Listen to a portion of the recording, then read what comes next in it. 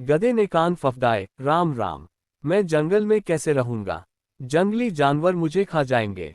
चाचा, तुम्हें शायद पता नहीं कि जंगल में एक बगुला भगत जी का सत्संग हुआ था। उसके बाद सारे जानवर शाकाहारी बन गए हैं। अब कोई किसी को नहीं खाता।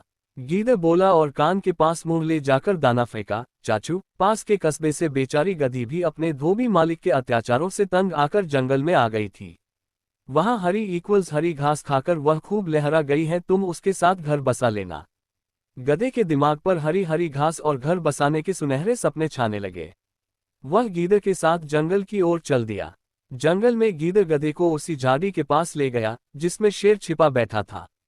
इससे पहले कि शेर पंजा मारता, गधे को झाड़ी में शेर की नीली बत्तियों की तरह चमकती आंखें नजर आ गईं।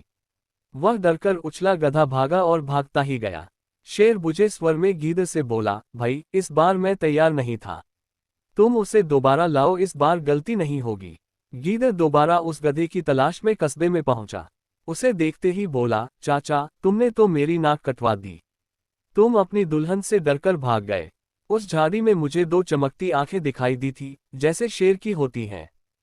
मैं भागता न तो क्या करता? गधे ने शिकायत की। गीदड़ झूठ मूठ माथा पीट कर बोला, चाचा ओ चाचा, तुम भी निरे मूर्ख हो। उस झाड़ी में तुम्हारी दुल्हन थी। जाने कितने जन्मों से वह तुम्हारी राह देख रही थी।